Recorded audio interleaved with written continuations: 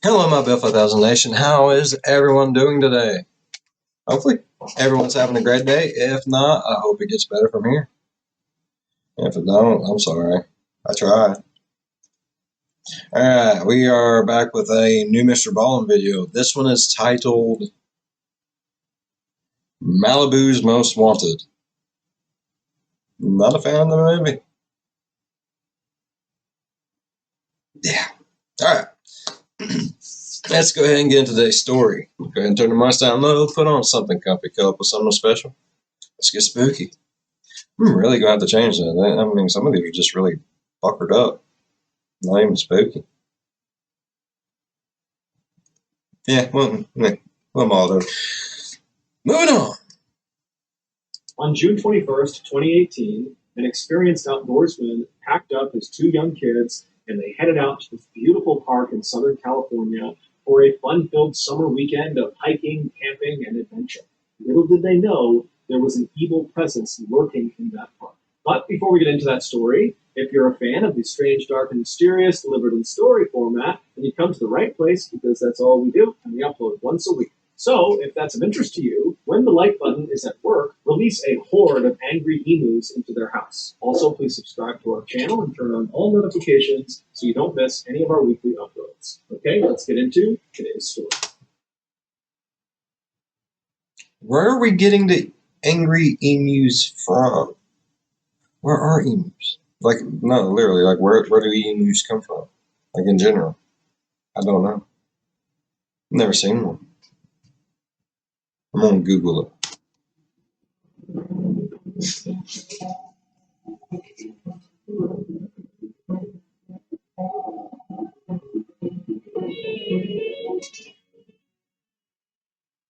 On the morning of Sunday, June 17th, 2018, 35-year-old Tristan Baudet pulled his phone out of his pocket to check the weather forecast for Orange County, California. Orange County is this beautiful suburb located right between Los Angeles and San Diego. And this beautiful suburb is where Tristan and his wife, 36-year-old Erica Wu, and their two young daughters, aged 2 and 4, called home. And on this day, which was Father's Day, Tristan had gotten up early to check the weather to make sure it was going to be clear that day because he really wanted to take his family out for a fun beach day to celebrate his holiday. And he was in luck because when his app loaded, it showed that Orange County was going to be beautiful and clear all day. Although, even if the weather had come back as rainy and horrible and cold, Tristan was the kind of person who still would have wanted to go to the beach. Because for Tristan, anything outdoors was really awesome. That was his happy place, being out in nature. Whether it was going to the beach or going hiking or camping or just throwing a frisbee around outside, he didn't care. If he was outside, he was good with it. And even though his daughters were still very young, they both already had totally fallen in love with nature, just like their dad had, which made Tristan just so happy. Yeah, because most kids just want to sit inside and play video games. Yeah. I could do better stuff in GTA, Dad. Man. Now, he had these two little sidekicks that would go with him on all of his outdoor adventures. As for Tristan's wife, Erica, she did love the outdoors, but maybe not as much as Tristan did. But that was okay with Tristan because all he would do is make little adjustments to his adventures to make it more bearable for Erica. Like whenever Okay. See, now that's awesome because some people don't want to not just make adjustments; they just don't want to change anything. Deal with it. No, then I'll do it myself. Camping, Tristan would totally rough it in a tent right on the ground, but he would bring along a big, full-size blow-up mattress for his wife. And this was something that Erica just adored about Tristan. Not that he literally waited on her hand and foot, but rather that Tristan just kind of went with the flow. If his wife wanted a blow-up mattress, that was fine. It didn't matter to him. That was just who he was. He didn't judge people. He was at peace with the world. And in fact, it was that character trait that had originally attracted Erica to Tristan. Erica had met Tristan back in high school when some mutual friends had set them up. Tristan didn't have a date to a dance at a school, and so the friends were kind of like, Erica, go with him. And so Erica would agree to go. Shit, it's too sweet. It's gonna get all fuckered up, ain't it? Oh god, hold on. Put my big boy britches on. Oh, yep. Shit. It's way too sweet. That is too big of a smile. Oh god. And on the night she actually met Tristan for the first time, she's laying eyes on him for the first time. He was a sight to behold. The summer prior, he had sprouted up like 4 inches or so. So he was super tall, but his body hadn't quite filled out yet. So super lanky looking. And he was totally overdressed for this dance. He had on this full tuxedo, and he was not remotely self conscious. He was only psyched to have a date to this dance. And during this dance, Tristan would just totally rock that tuxedo in all of his gangly glory, as if this tuxedo was made for him. And he would really try hard to make sure that Erica had a good time with him. And she totally did. And so after this dance was over, the pair was inseparable. Erica would go on to study at Stanford and would become an OBGYN doctor. As for Tristan, he would become this wildly successful, widely published scientist with a patent related to vaccine delivery. However, in typical Tristan fashion, he didn't care at all about his resume. It didn't matter that it was completely stacked. I mean, on paper, this guy was just unbelievable. But Tristan never changed his personality. He never changed anything about himself. In fact, his scientist colleagues, who adored him, they used to think it was hysterical that this brilliant chemist who was on the cutting edge of various cancer treatments and all this crazy research, that guy was actually this big mellow type person who wandered around the lab and started most of his sentences with, dude, by early after. Oh shit. Someone's gonna die horribly. I just have this inkling in my soul right now. Okay. If you've watched Ballin, Mr. Ballin at all, any at all, you know where I'm coming from. That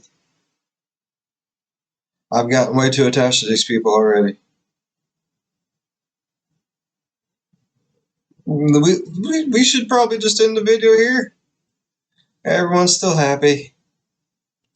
Afternoon on that Father's Day in 2018, Erica and Tristan and their 2 little girls had made their way to a local beach, and Erica had found herself sitting in a beach chair reading a book, and Tristan and the girls had set up a sunshade right down where the water broke, and they were digging in the sand.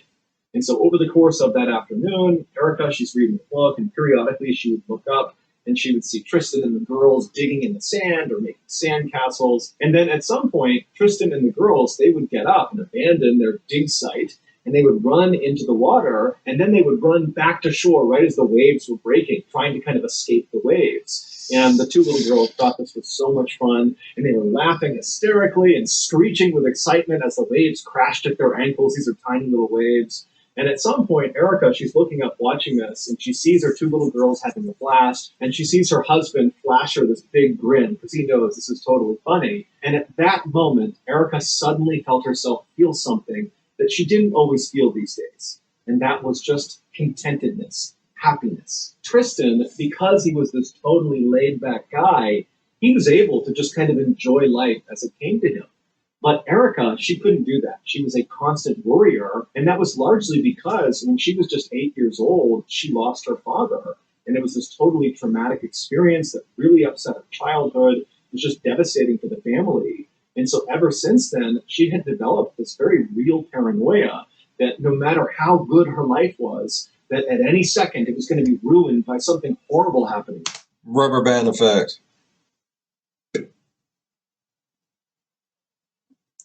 Yeah.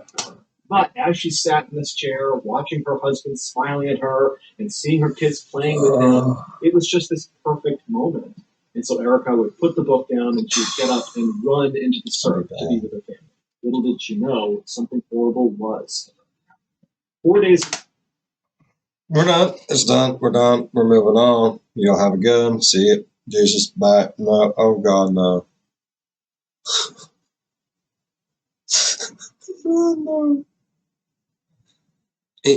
Anyone else like really attached to these people? Don't want them to die? Like rooting for them, but have this inkling inside of them that it's all bad.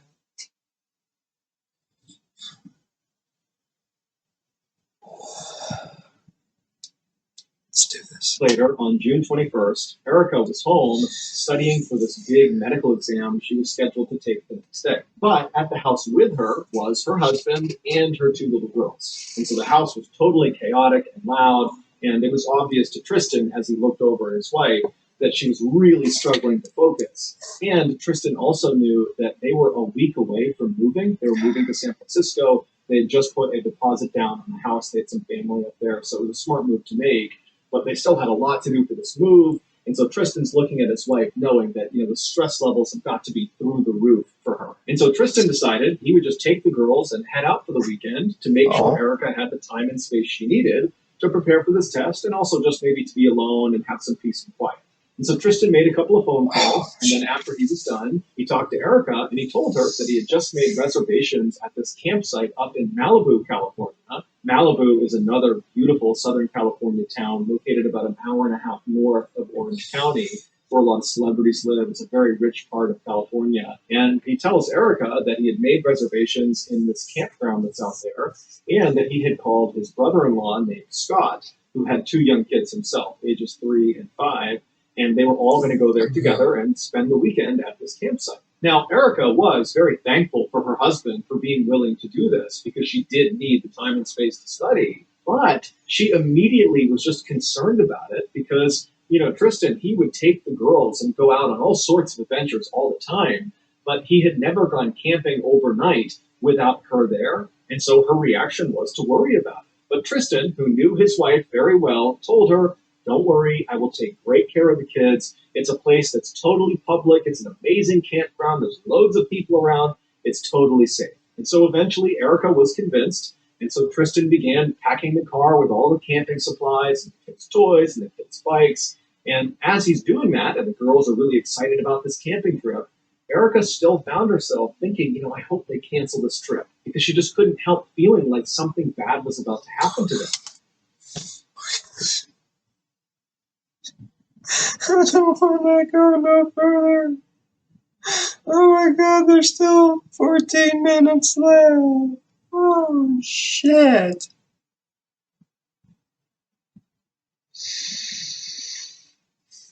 Oh, this just killed me to think that he did. Okay, I know something bad's gonna happen. Oh, so much. But Tristan did not cancel the trip. And after the car was all packed and the girls had been tucked into their car seats in the back seat, Tristan kissed Erica goodbye and said he'd see her in a couple of days and good luck on your test tomorrow. With that, Tristan hopped into the car, he backed out of the driveway, and Erica watched as he pulled up the road and headed north towards Malibu. After studying well into the night, Erica finally went to sleep, and then the next morning she got up early because she was nervous about the test, she was anxious about her husband and the kids, and so she's up early and she's getting ready. And as she's getting ready, she hears a loud knock on the front door. She looks at her clock and she sees it's 6:45 in the morning. And there was no reason for anybody to be knocking on her door that early in the morning, maybe unless it was Tristan, but he wouldn't be knocking on the door. He'd just be coming inside. And so apprehensively, she walked out of her room and went to the front of the house. And then she opened the front door. And as soon as she saw who was standing there, she knew something was wrong.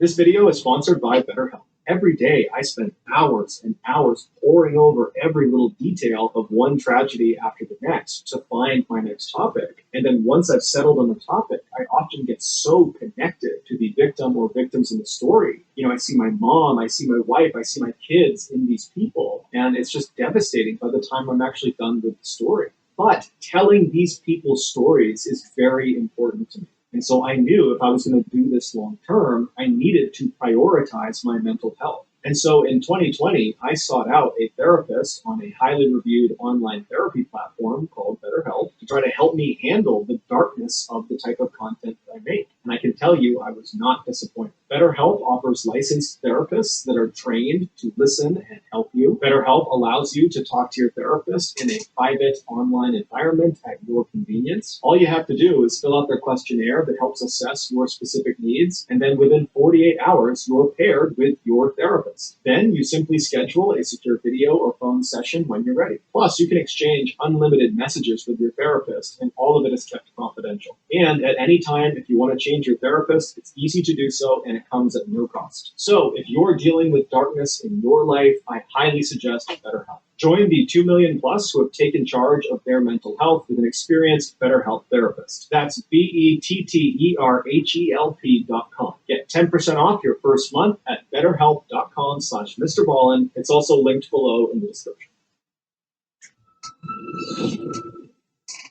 So basically what he's saying is we're all crazy because we watch this video, so we need to get help. It's fine. I still like him though. Erica would later reflect on this moment when she opened the door. And even though it didn't make sense and it was irrational, she would sometimes think to herself, what if I had just never opened the door? Would this nightmare have really happened? But Erica did open the door, and standing out there was her sister-in-law, Priscilla, who was there unannounced. She lived an hour and a half away, and she looked very frazzled and upset. And she would give Erica absolutely heartbreaking news that was so earth-shattering that Erica literally couldn't comprehend it. Like, this cannot be true. There literally has to be a mistake. But there was no mistake. Erica would not take her medical exam that day. Instead, she would hop into the car with Priscilla, and they would drive to Malibu. The day before, Tristan and his two little girls, after driving for about an hour and a half, arrived in Malibu at the entrance to the Malibu Creek State Park. Now, when most people think of Malibu, they just think of the beautiful properties lining the beach. They think of celebrities, rich people, and exclusivity. And that's all true. But what a lot of people don't know about Malibu is that just outside of the kind of main Malibu area is this totally wild area, this very rugged terrain, all these canyons, all these heavily forested areas. It all kind of butts up against the outside of Malibu. And in this totally rugged area is where the Malibu Creek State Park is. So Tristan and Scott, they arrive at the gates of this park that leads into this wilderness, and they check in with the park rangers up front, and they are directed to their respective campsites that they had reserved. They had reserved 2 sites right next to each other. And all a campsite is, usually, is just a square little plot of land with nothing in it. It's a place where you put your tent on, and sometimes there's a fire pit inside of it. It's really sparse. And so Tristan and Scott, they thank the park ranger, they drive all the way across the campgrounds, they get to their designated spots, and right away, Tristan's like, these are just not very good campsites. They were located right near the porta potties, so it kind of smelled bad, and there was lots of foot traffic right in front of their sites, and their site was kind of at a tilt too, so just overall it was not ideal. So Tristan said this to Scott, and Scott decided he would just go talk to the park rangers again and see if they could change their campsites. So he went to the front, talks to the park ranger, and they say, no problem. There's actually 2 open campsites on the other side of the park. We'll just swap your reservation. And so Tristan and Scott and the kids, they make their way to these other 2 campsites, and these are perfect. They're kind of tucked up at the base of this huge canyon. There are no porta potties nearby, so no foot traffic. It's very private, and the land was totally flat. So the men are totally happy with this, and they start getting their stuff out of their vehicles, setting up their tents, and the kids are running around playing and riding their little bikes around. And then after their campsites were mostly set up, Scott and Tristan made a fire in the fire pit that was located roughly between where the 2 tents had been set up. And so Scott was sleeping with his 2 sons in his tent, and Tristan would be sleeping with his 2 girls in his tent. And so they get this big fire going, and all the kids and the adults, they sit around the fire, and they start roasting hot dogs and making s'mores, which is marshmallow, chocolate, and graham cracker. And the dads are telling funny jokes and spooky stories too. And before long, the kids are just totally exhausted. And so Scott and Tristan both take their kids and put them to bed inside of their tents. And then after the kids are tucked in, the 2 men come back to the fire, and Tristan, who had packed pre-made cocktails, he pulls those out and he shares one with Scott. And then the 2 men just enjoyed each other's company, sat around the campfire, chatted for a while. It was mostly Tristan talking about his upcoming move to San Francisco, but Scott was happy to just listen.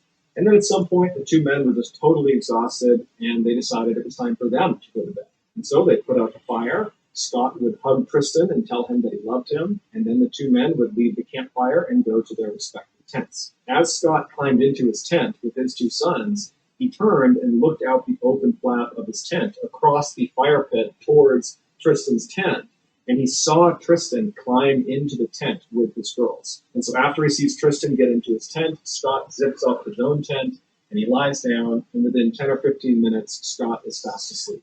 Just before... Oh my God. Like, I am slowly dying inside. Like, I know I've been very silent this whole time. And sometimes I'm like that, sometimes I'm not, but I am dying inside right now. Shit.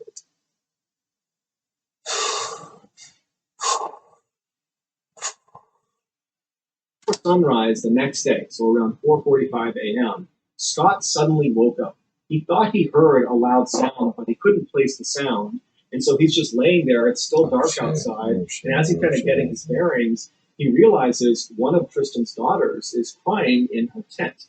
Now, this was not cause for alarm necessarily, because Scott just thought, whatever she was upset about, Tristan would certainly calm her down any minute, and she'd be okay. But as Scott was laying there with his two sons sleeping right next to him, Tristan's daughter just continued to cry. Now, Tristan was a famously heavy sleeper, and so Scott was thinking, okay, he just must not be awake, and so that's why he's not able to comfort his daughter. And so Scott would carefully get up, he'd unzip his tent, he'd be careful not to step on his sons. He went outside, and outside it's cold, it's dark, he cannot see inside of Tristan's tent. There's no windows on it. And so he just walks over, and by the time he gets to the tent, he can hear clear as day Tristan's daughter is still crying. And so Scott kind of loudly, but still whispering, says, "Hey, Tristan, wake up."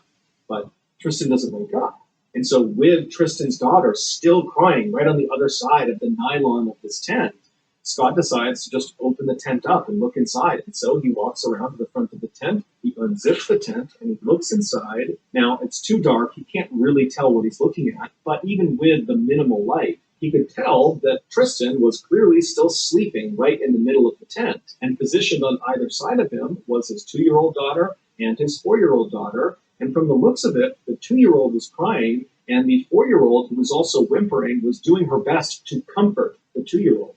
And so Scott's looking in, wondering what's going on, when the two little girls, they turn and look up at Scott. And when they see him, they just start saying, "Wet, wet, wet." Now, Scott doesn't know what they're talking about. He's starting to get a little bit flustered because he thinks something's wrong. And so he reaches in and just starts shaking Tristan, saying, "Hey, wake up." But as soon as he did that, he could tell Tristan's not sleeping. Tristan is dead, and his two little girls are sitting in a pool of his blood.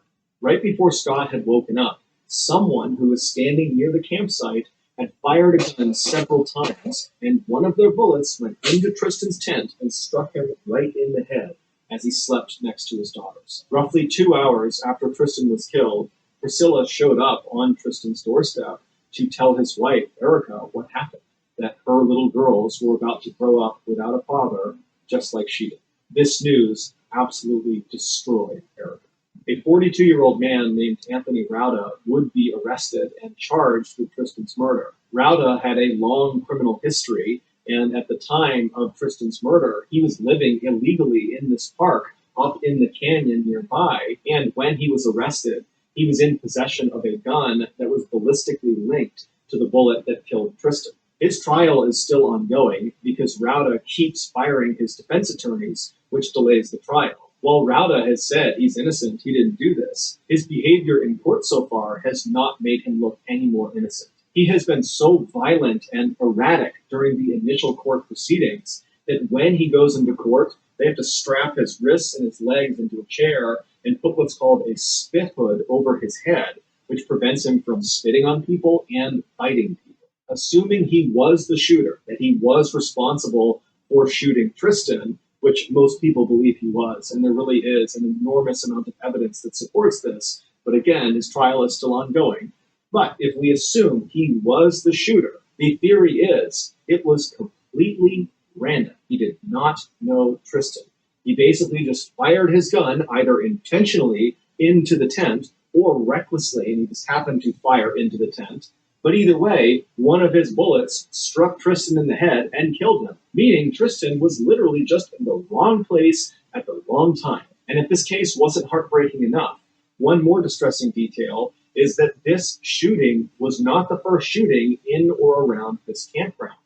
In the year leading up to Tristan's death, there were an astounding 6 other shootings, 2 of which happened literally in the campground right where Tristan was killed. Now, none of these other shootings were fatal, but in all 6 cases, the shooter or shooters were never caught, and the Malibu police just kind of didn't investigate. It wasn't until Tristan got shot and killed in this campground that the stories of all these other shootings that never got solved came out, and people are looking on a map saying, wait a minute, there's all these shootings unsolved with a rogue shooter or shooters out and about right here, right over this campground, and we haven't shut down the campground, and we haven't told the public that there's potentially an uncaught shooter roaming around this campground? Why is that? Now, the answer to those questions we don't know now, but they will likely come out during Anthony Rauda's trial, where he's being charged not only with killing Tristan, but also for all of those other shootings. In the meantime, Erica has filed a $90 million lawsuit against several agencies, saying that her husband had no idea there was this threat of an uncaught shooter at that campground, and had authorities put any sort of warning up,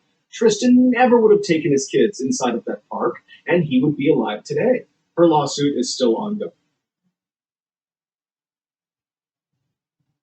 After watching our videos, people often approach me and ask, how can I help victims and their families? Well, now we have a great answer for you. The Mr. Ballen Foundation. The Mr. Ballen Foundation is a registered 501c3 nonprofit that makes it as easy as possible for you to join me, my family, my team in supporting those whose lives have been most impacted by violent and heinous crime. We have already given $150,000 to victims and their families, including a $25,000 donation made in Tristan Beaudet's name to the Experience Camps, which is a program for children who have lost a parent or both parents. Monthly donors to the Mr. Ballen Foundation Honor Them Society receive free gifts and exclusive invites to special live events. But the real reward is helping to create a new ending for victims of violent crime. Go to mrballen.foundation and click on Get Involved to join the Honor Them Society today. If you got something out of today's episode, remember we also have a podcast called the Mr. Ballen Podcast that puts out weekly content, including brand new, never before heard stories that are podcast exclusives on Monday mornings. Again, it's just called the Mr. Ballen Podcast, and you can find it on Spotify, Apple Podcasts, Amazon, Google. Anywhere you find your podcasts, you can find this one. We also have 2 additional YouTube channels. One is called Mr. Ballen Shorts, and the other is called Mr. Ballen en Espanol. We put out near daily.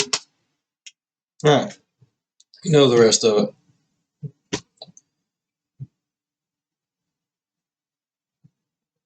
That's nice, the foundation thing. I like that. That's sweet as shit. I told you. That started way too sweet, and it was way too sweet, way too long. And it even went to way too sweet to kind of fuck her up to sweet again to really fuck her up. It was for, oh my God. He did that to help her. Like, then they go there and everything's fine. No, just chill. I got this. Boom, shot in the head. Kids wake up and what? Oh my God. And the I'd put the motherfucker down. I ain't gonna lie. Like a dog. I wouldn't even do a dog like I would do him. That's messed up. And I'm sorry if I offend anybody by the way I speak about people. I don't mean to offend anyone. It's just my opinion. And opinions are like assholes. Everyone's got one. But they're all shit. So, yeah. This is my opinion. I put him down. I'm sorry. And I don't even care if it is an accident. Like, if you kill someone accidentally, it's still murder. I'm pretty sure. You still took a life.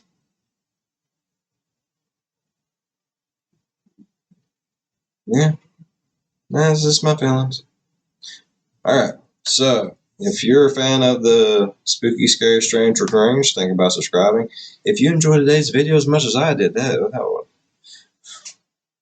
wanted to cry. I wanted to have a panic attack. I have mixed emotions about this one. I liked it. But we're not friends right now. But if you're eating around in there somewhere like I am, give this video a thumbs up. And as always, be good one another. See you in the next one. Bye bye. Yeah, I'd still put him down. That's all I can say. Yeah, he'd go down.